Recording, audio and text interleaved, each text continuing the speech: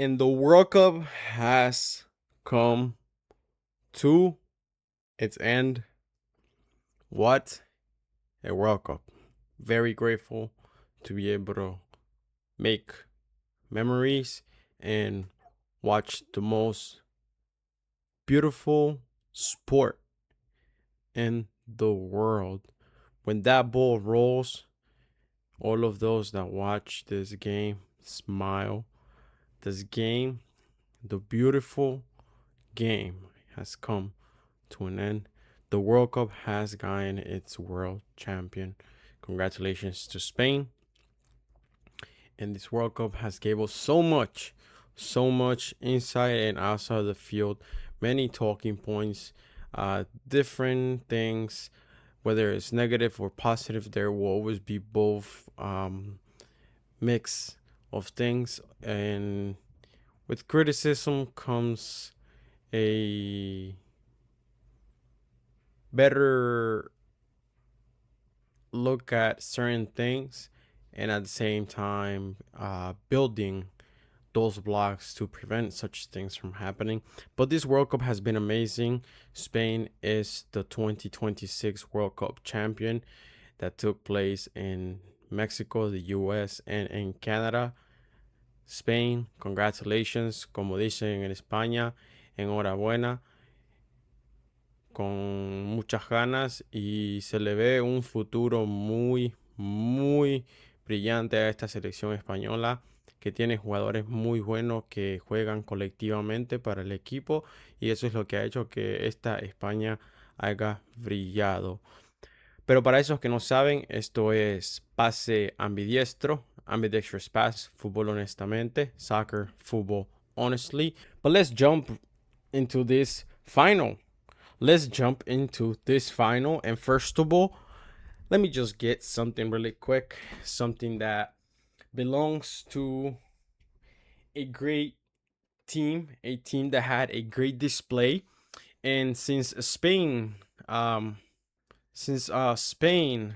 got their own World Cup, I was like, you know what? I have to get my own World Cup. And what's better than, you know what? Building your own World Cup.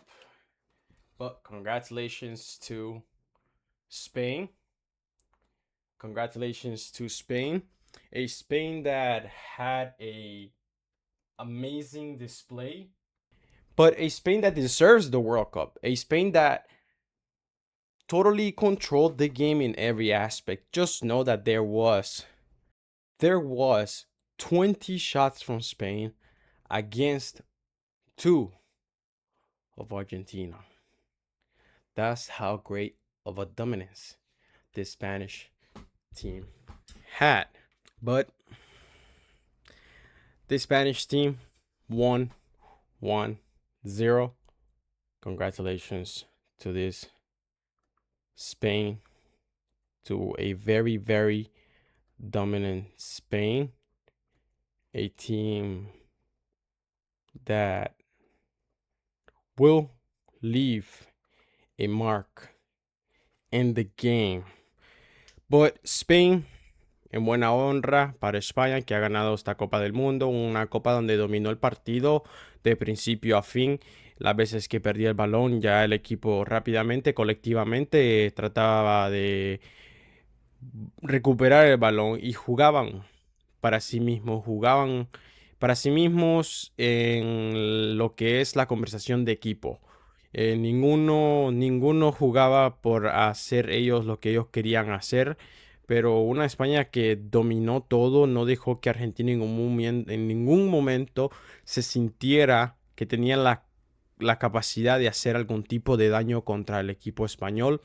Los movimientos de cada uno de estos jugadores españoles individualmente, una maravilla. Mueven el balón muy precisamente, con la rapidez y la trayectoria que el balón necesita para llegar a cada uno de sus compañeros. Pero enhorabuena para España, que es la campeona de la Copa del Mundo del 2026. Enhorabuena a España, que es una selección muy buena, y esta Copa del Mundo ha presentado eso. Pero vamos a una España que ha ganado 1-0. Spain has won 1-0. What a final with a display of pure dominance.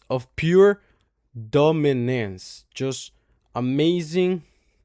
They know how to move the ball around.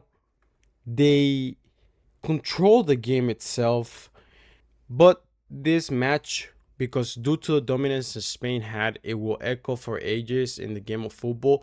We all love goals and more in the game, but this one was a chess match where the control was fully under Spain in all aspects of the game. And the other team, Argentina, barely had any sequence when the opportunity came to present or they had the ball.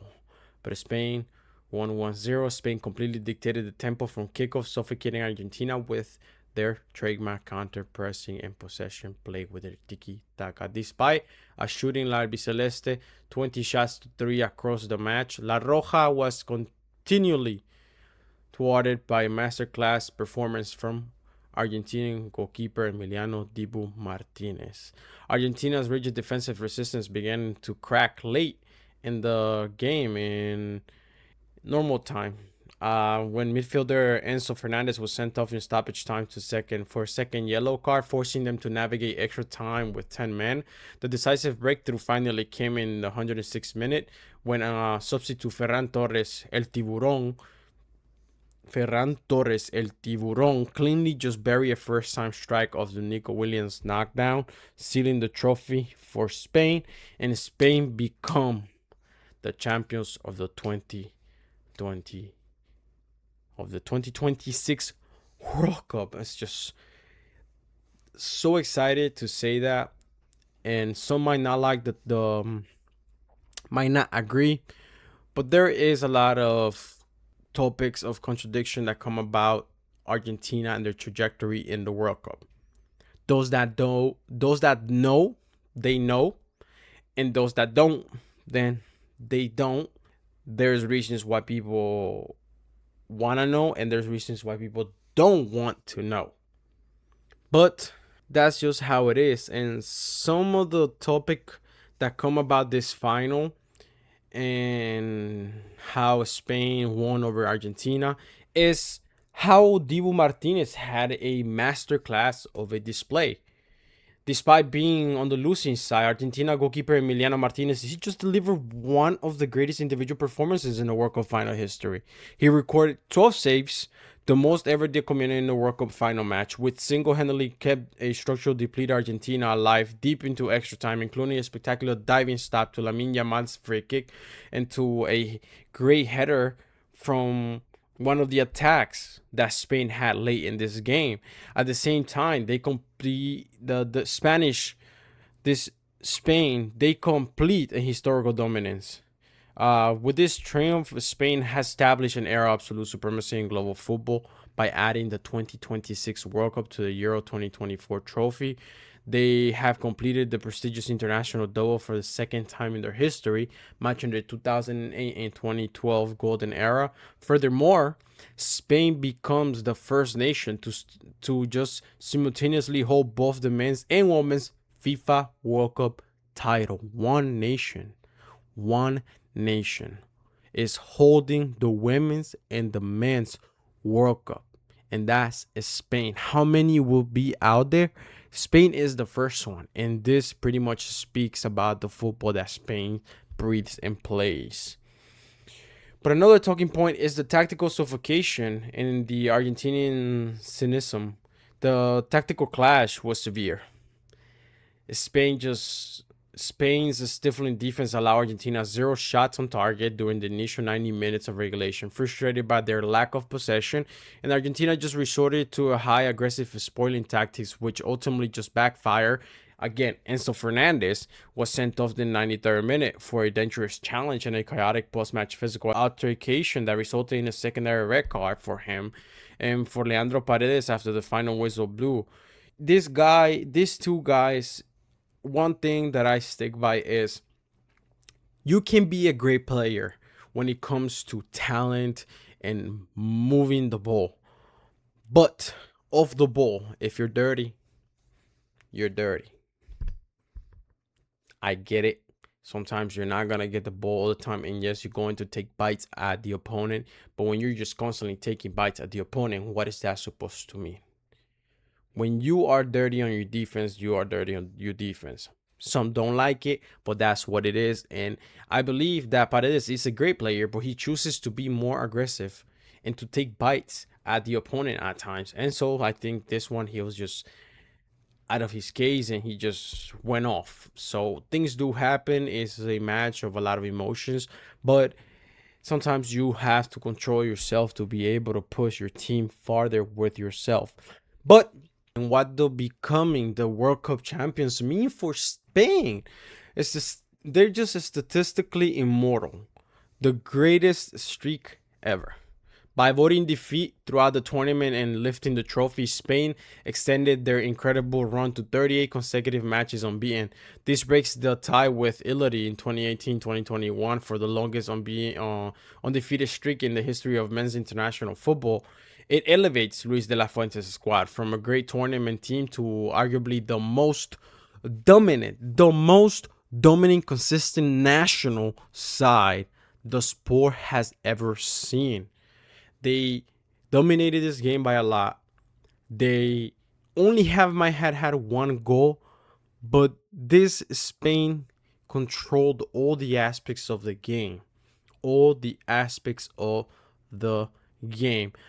But at the same time, this is a historic defensive standard for Spain. Spain didn't just win, they suffocated the world best teams by allowing only one single goal across the entire 8-match tournament, a lone equalizer against Belgium in the quarterfinals. Spain beat from the start of the round of 32. Spain had, from the round of 32, Spain started playing a great game. Many thought this Spain was not doing great because they tied against Cabo Verde. Cabo Verde that was making their first tournament. But a Spain that after the group stage followed and played against Austria. They won 3-0. Then Spain moves on to the round of 16 against Portugal. They win 1-0.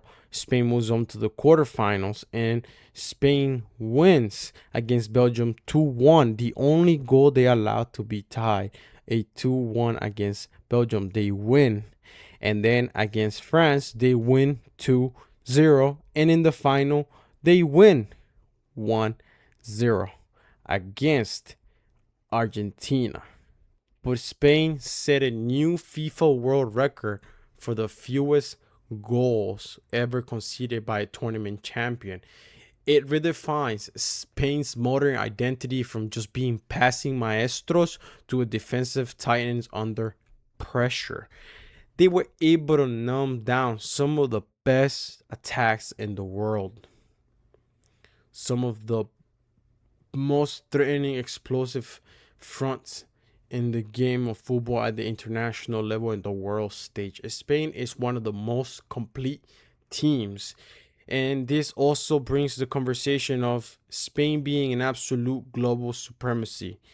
The double, winning the 2026 World Cup directly on the heels of their Euro 2024 triumph, means Spain has achieved the prestigious international double again. They join a very exclusive club in the international level of football to hold both continental and global crowns simultaneously. Furthermore, again, the women's and the men's have the World Cup. Spain has the men's and the women's World Cup. The women's won it in 2023, and Spain officially becomes the first federation in football history to do that again, to hold both the men's and the women's World Cup. It's such an achievement. Not a lot might understand that, but Spain having the men's and the women's World Cup is just a different level of dominance on what football means and what they are taking out from their nation's quality in the game. But this also becomes validation of a new generation for Spain. While in 2010, World Cup team was built of a legendary tiki-taka blueprint of Xavi Iniesta, the 2016 team title validates a complete evolution of the Spanish team, anchored by the relentless engine of Rodri in midfield, the defensive brilliance of Unai Simon, who kept the record 6 clean sheets, and the generational flair of teenage winger Lamine Yamal and Nico Williams, players like them. This victory proves that Spain's talent pipeline is sustainable and is still bringing more talent into this modern game and to build and to dominate the next decade. Spain play total football. Spain is a neutralizer of national teams. Spain will expose what you are made out of, and if you can handle the system, and if you can handle their system and a system that shares the quality of technicality and possession. Argentina only had 2 shots against 20 of Spain.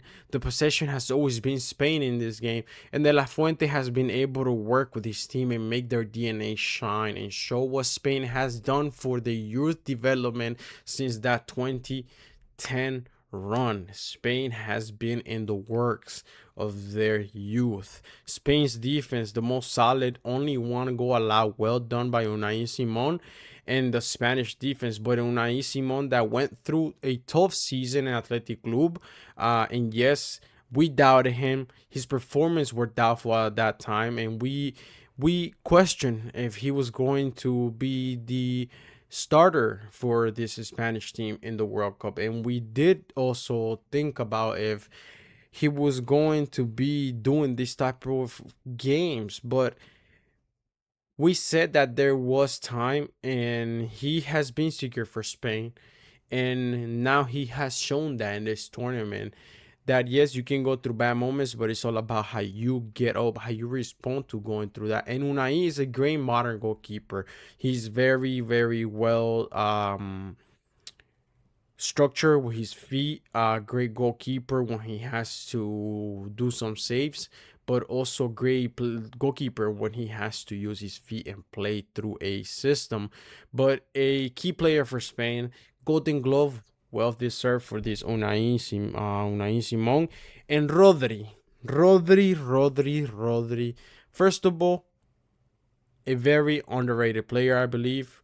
Yes, he did win that Ballon d'Or. It that time for me personally did not feel like he deserved it, but now looking this tournament and understanding his role and how simple and how effective his football is, Rodri being the main guy to orchestrate the midfield for Spain. This guy is a generational midfielder, someone who has been underrated, and I will say it again if I have to, if you ask me.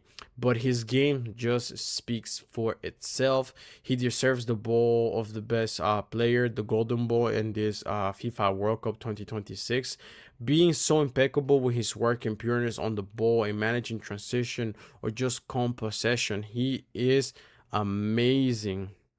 And Kubarsi gets the best young player of the tournament. Kubarsi has been stable. He has been responsible and effective on and off the ball for Spain. Some of the best young talent and one of the best defenders that are really young age out there for Spain, for Barcelona. But this is a young talent that we see in a world stage displaying why they are in this Spanish team. But what does this mean for Spain and where does Spain head next? But this is a solidifying empire. As a newly crowned World Cup champions, Spain returns to Europe not to rebuild but to defend their absolute dominance over global football. The UEFA Nations League campaign, La Roja will almost immediately transition into the 26-27 Nations League group stages, which is about to kick off in the fall of this 2026, which is in, again, September. And having won the tournament previously, Luis de la Fuente will use these high stakes European fixtures to seamlessly integrate the peripheral squad players into into his winning machine. In the 2028 Euros roadmap, Spain ultimately long-term destination in the 2028 Euros in the UK and Ireland as back-to-back European champions from 2024 and World Cup winners in 2026.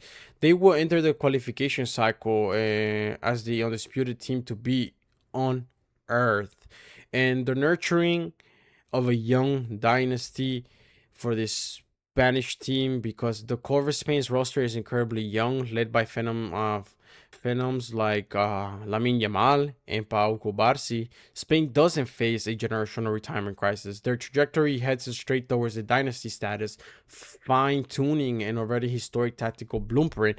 But at the same time, where Argentina heads after this post Messi era.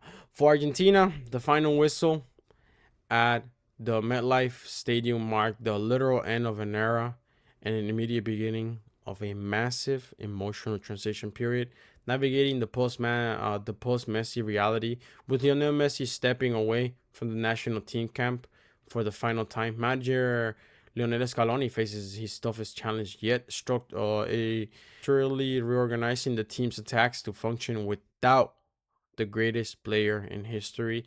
And also resuming the CONMEBOL World Cup qualifiers are coming up for Argentina, and Argentina that will return to South America soil to finish the remaining fixtures and reparation cycles under the CONMEBOL umbrella. While they are already an elite global power, the locker room dynamic will shift heavily as veterans like, you know, Otamendi, De Paul, Messi, once they start going out of this locker room. But an immediate youth movement is needed. In Argentina, Roma repeatedly shifts towards the passing the torch. The team heads into a rebuilding phase centered around the generation and tested minutes during this tournament, such as players like Nico Paz, Giuliano Simone, Enzo Fernández, as they look to defend their crown at the top of Copa America cycle coming up for this Argentinian time. But this final has shown some things. This final has shown that control and coordinated counterpressing over sufferance. The match was a stark demonstration of Spain's evolution over Luis de la Fuente. While keeping their traditional possession-based foundations, Spain just paired it with an incredible aggressive, suffocating counterpress. The statistic is that Spain choked Argentina so effectively that Lionel Scaloni's men failed to register a single shot in the first half, a historic first for Argentina in a World Cup match since detailed records beginning in 1966. And the takeaway is that purely reactive defensive setups that rely heavily on surviving under pressure are increasingly difficult to sustain against modern elite structures that just squeeze the pitch and deny any clean exit routes. And then also, this final has revealed the extreme width and fullback overloads as the low block antidote. Faced with Argentina's compact central midfield and deep defensive block, Spain systematically used width to stretch the pitch. Right flank overloads as Spain constantly created the 2-on-1 isolation scenarios on the right wing, using fullbacks like Pedro Porro, pushing high to combine with Lamine Yamal. In game adjustments, when Argentina adjusted to contain Yamal, De La Fuente introduced Nico Williams on the flank, creating explosive multi-directional speed. Argentina's fatigued backline just could no longer track him, and they just had to sustain him slowly. Fittingly, the winning goal in the 106th minute was born directly from an aerial wide structural advantage as Porro crossed from the right, and Williams, he headed it across to Ferran Torres just to be able to finish that ball. And then the limits of transitional brilliance and aging course. 4 years, like for many years, Argentina masterfully just managed tournament football through defensive compactness, physically disrupting and relying on Lionel Messi to spark transitions. The final exposed the physical limits of this approach against the youthful high tempo team. Neutralizing the great Spain completely cut off the supply lines. The 39-year-old Messi, swarming him with multiple players as second Argentina tried to progress the ball, and the physical exhaustion. Missing starting center backs to injury and coming off multiple extra time rounds, Argentina aging squad was forced to resort to heavy fouls and just cynical containment tactics. When Enzo Fernández received the red card late in normal time, it proved that physically resistant breaks when a team completely surrenders the ball, and territorial dominance, just shows. Argentina finished roughly with 35% possession. And lastly, heroic goalkeeping can only go so far. If the match revealed the power of structural dominance, it also highlighted how elite goalkeeping can temporarily break tactical logic. Emiliano Martínez put a historic display, recording the 12 saves again, the most ever in a World Cup final, despite an expected goals metric that sat on a 0.0 for Argentina until the dying minutes of extra time. Martinez single-handedly kept his team alive and nearly dragged them to a penalty shootout. Ultimately, however, the sheer volume of Spain's chances, 20 shots to Argentina's 2, meant that breaking down in the defensive dam was statistically inevitable. This Spanish team just totally control all the aspects of the game. Argentina, yes, went through some up and downs through the tournament, squeezing the wins in the overtime, in the extra time, and waking up in the last few of the game. But this will take a toll when you get to the end. You will feel the fatigue. You will feel you are drained out. Spain, on the other hand, they tried to just close the game when they had the opportunities. Very technical, tactical, not taking any chances. Any opportunity they had, they would take it as it came. And yes, of course, create some more. Spain, every match they went into, they try to manage every situation within the boundaries of the game, being professional. And I believe the Spanish team is one of the most professional teams on the field.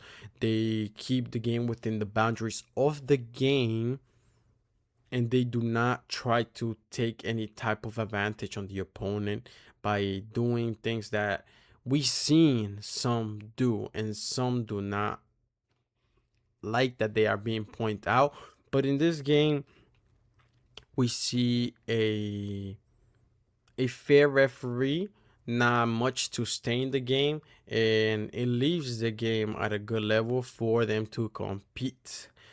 But we have a World Cup champion.